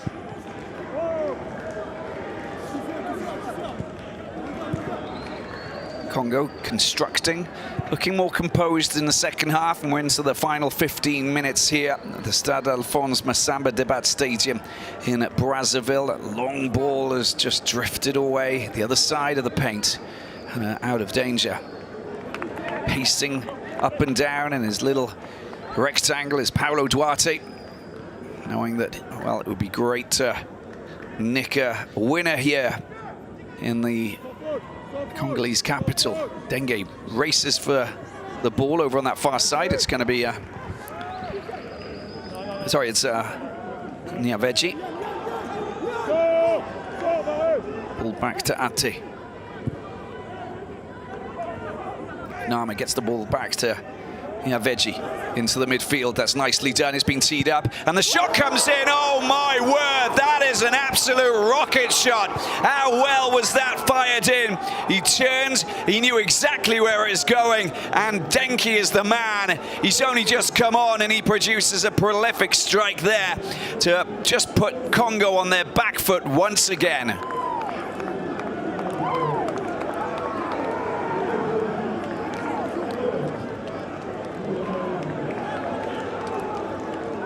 Well, of course they're going to celebrate. Just look at this. The ball is just, well, he's got his back to the goal basically, but he's running sideways. In fact, they're back to the goal, and how beautifully is that turn? Smashes it, and Mafumbi didn't have a chance. The rocket shot fires into the corner, and Congo are trailing 1-2 once again, down by a goal, and the Sparrowhawks in the lead.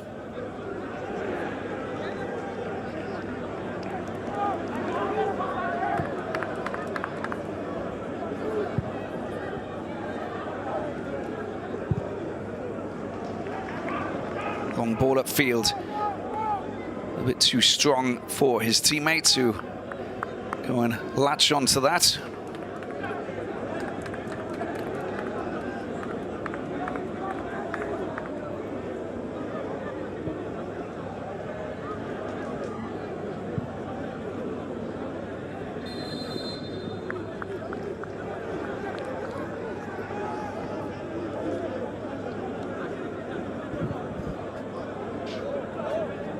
Just over 11 minutes to go here in Brazzaville, and again Congo are playing catch-up.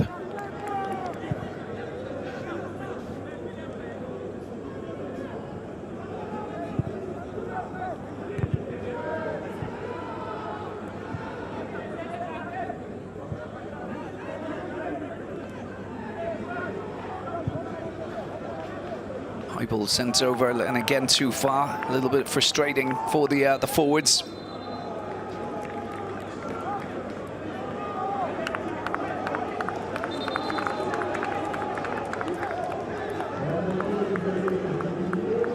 Another change this time. It's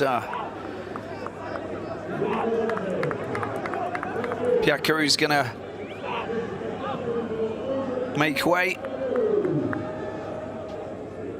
and Maruf Chekai is going off as well. Fantastic game, I must admit, for Togo. And there's Uaguro who's coming on, and Aquison.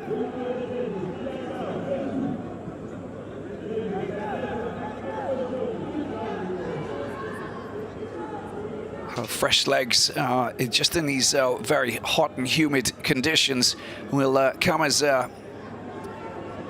great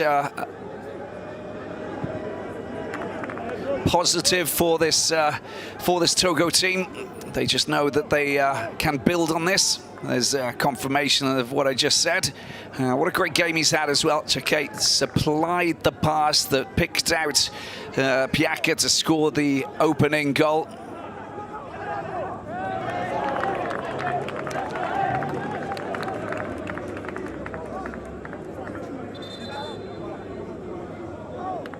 And Gorteni's also made way.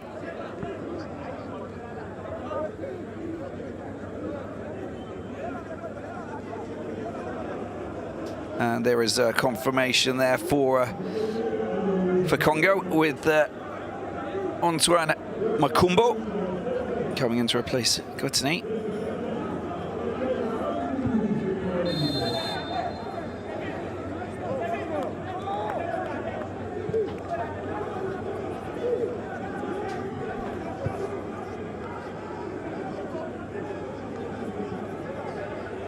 Well, the win today for Togo, if it stays like this, we'll see them just move above Congo into third place with 4 points.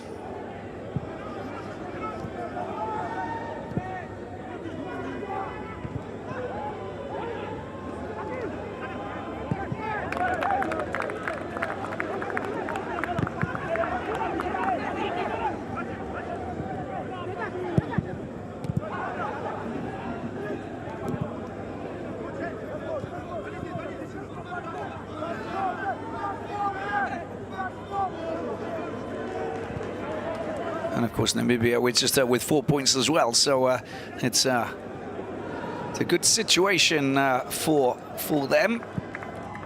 And they'll take a lot from this if they can get the win away to Congo. It's no mean feat to beat the Red Devils in their own backyard. But as I said, there's still 8 minutes to go. There's the delivery coming across. It's headed away, Togo. Denki, the goal scorer, slips the ball out wide. And just moving up on that far side is Niaveji. Throw in it is.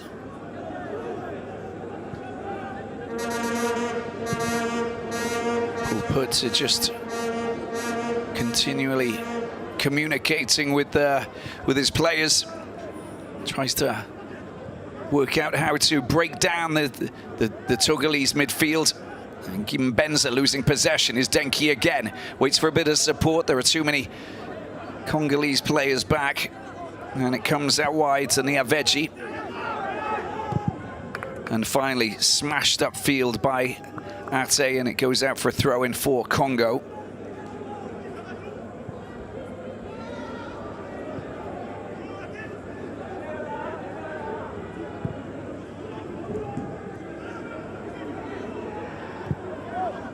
Straight through the middle this time. It's a good ball that's just come out to the right-hand side. Congo looking for a delivery, a pass. That's not bad, just into the edge of the penalty box. And that's a brilliant attempt at getting the ball across from a very tight angle. Got to give him a full credit there, because it didn't look like it was going to make it. But excellent play. Benza getting involved, but Mabella working his magic down in the right flank.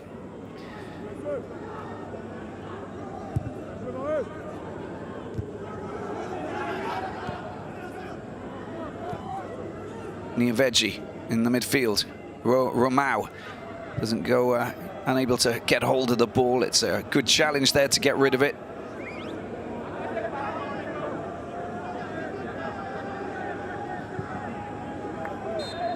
Working over on that right-hand side is Uro Aguro, the substitute. Lots of changes within the Togo squad. As they continue to try and mount a challenge, put pressure on this Congolese defense. Construction's there, but the final pass is just lacking precision. And Congo just looking a little bit more motivated. They kind of looked a little bit too relaxed in the first half, but when you see them surging forward, they've obviously got something to prove against a Togo team that held them to a 1-1 draw in Lome, a team that's ranked 44 places behind them. Congo expected to win. Well, that's the big grand question, isn't it? It's one of those scenarios where you just think, well, no, nothing is resolved just because of ranking positions.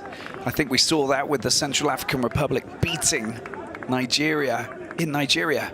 Super Eagles going down to CAR. Quite remarkable. That was in match day 3, just a few days ago.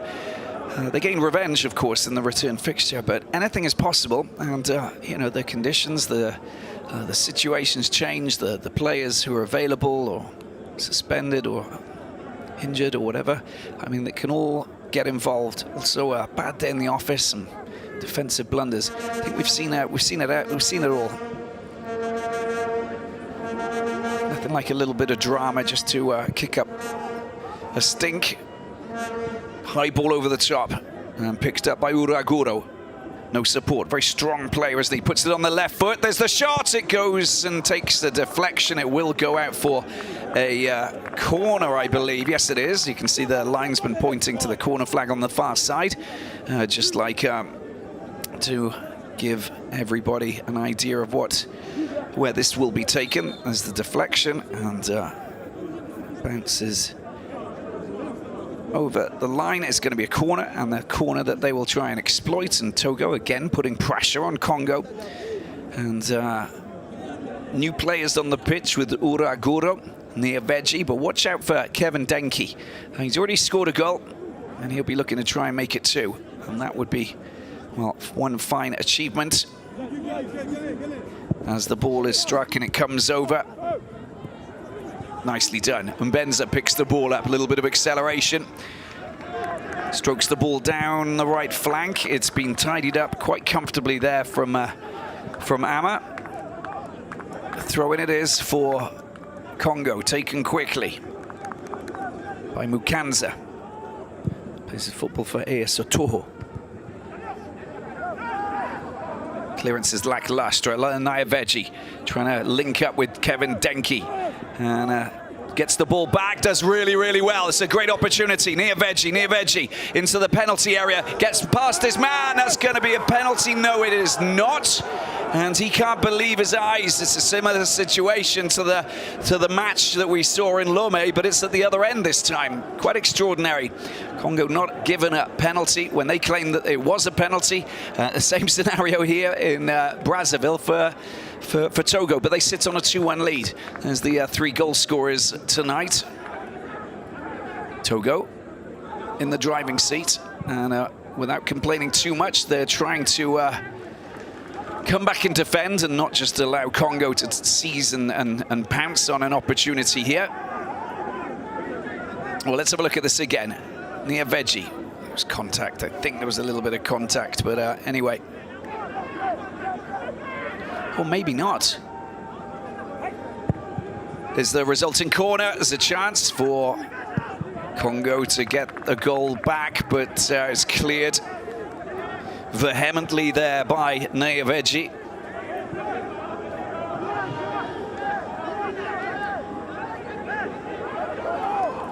Long throw from Rosanne, the AS Vita defender, into the penalty box, and Guillaume Benza unable to direct his header. It's miles off target, and to be a goal kick as we just count down the seconds before the 90 is completed. A couple of minutes of added time. There's not much time for them to respond. Let's have a look at this again from this angle.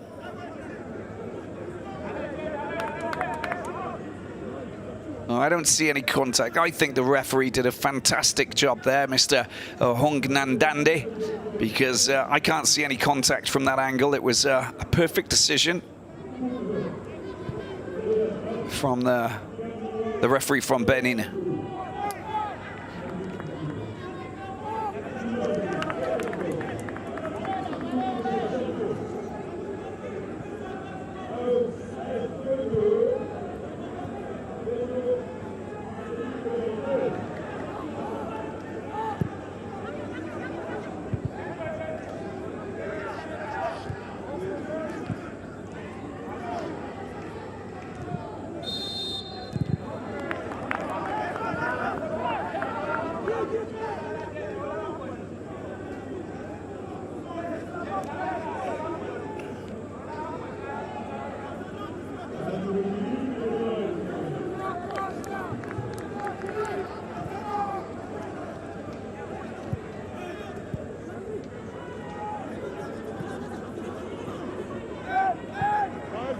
Togo looking to build on that lead with 4 more minutes to play before the final whistle. Gone a little bit too far there for Guro.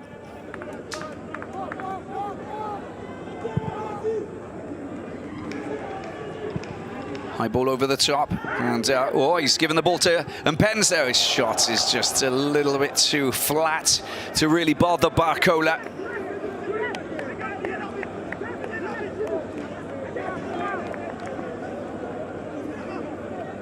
An opportunity, and there were too many Togolese defenders back, I must admit, to just square the ball.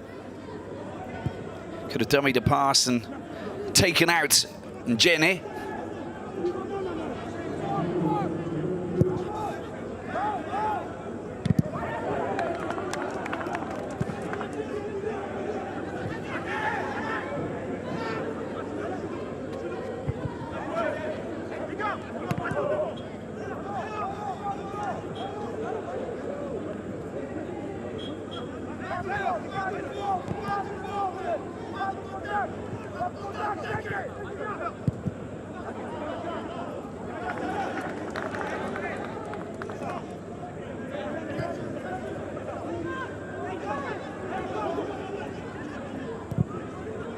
High ball over the top. It's time is running out. But there's no, well, that's not a great clearance, is it? It's good work to come back and just get in the way. Guro doing his business there.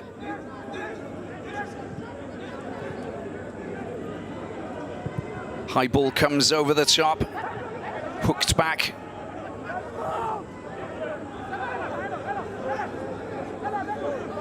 And very strong play there by Verde. Togo still holding on in that position. That's a good position for them. Of course, the 1-1 draw at Lomé was, well, a satisfactory result, but it wasn't a victory. You want to win your home games, didn't manage to accomplish that. And you find yourself in Brazzaville, leading the hosts 2-1. As Kevin Denke just gets brought down quite heavily, back up on his feet. He's a strong guy and he's a burly chap. Difficult to bring down, but at the end of the day, it happened. They'll just use up a few more seconds and take full advantage of the clock here and make a substitution just to make it even more complicated for the Red Devils to get themselves back into this. Guillaume Benza trying to usher off Verde for the substitute who's coming on to replace him. Richard Nane. There he is, Nane. He'll just bolster that strike force at the top as they go in search of another goal at the same time. Defend that 2-1 lead. Not the right result for Paul Put, the 65-year-old Belgian tactician. He's going to be very frustrated with this. 5 national teams coached, of course, going back to Gambia, which was the first country, the West African nation, just in the middle of Senegal. And Burkina Faso after that, Kenya, and Guinea between 2018 2019. Last chance saloon for a third goal, bundled over is the replacement substitute, just knocked off his feet. There's Nane clambering back and just knocking him over was Mabella. And it's going to be another free kick. And this will just, well, bring us to the end of this clash, logically, unless a miracle happens here at the Stade Alphonse Massamba Debat in Brazzaville on the banks of the beautiful Congo River. The mysterious Congo River. Here's the delivery from At into the penalty box. And there is the final whistle. How about that? The celebrations on the pitch from the visiting players, and the Sparrowhawks have downed the Red Devils here in Brazzaville. The final score, Congo 1, Togo 2.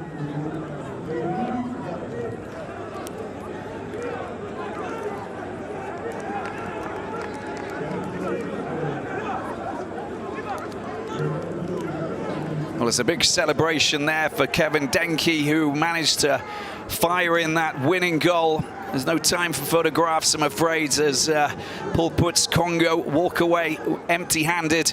They get leapfrogged by Togo, who move up to 4 points. And you can just see how much it means to Paulo Duarte and his men, because it's their first victory in Group H, and they will, well, relish the 3 points that they got from this after a complicated match back home in Lomé. Disappointment for the Red Devils. They're going to be frustrated in this FIFA World Cup qualifying campaign. 2 more matches to play, but this doubleheader, well, it's 4 points for Togo, and they'll appreciate that and they'll relish that in a big way, because, well, you can see that the 2006 World Cup participants, well, they would love to get back to the days when they had Manu Adebayor doing his business, of course, in Germany. But they didn't manage to win any games, but they qualified for the big event. But they're not there quite yet. They know that Senegal finished top of the group, but they can most definitely relish and take full advantage of this special moment, because they're all smiles here, Togo. They've managed to win their first clash in this qualifying campaign, and that is no mean feat, especially here in Brazzaville. And the Congo players deflated and disappointed, despite the rousing message coming from the Minister of Sport coming into this clash. Senegal qualify with 4 wins from 4 before match day 5 and 6. Namibia second still, just ahead of Togo with a better goal difference. Congo at the bottom. Thanks very much for watching. We'll see you very soon for more African qualifiers. Bye-bye.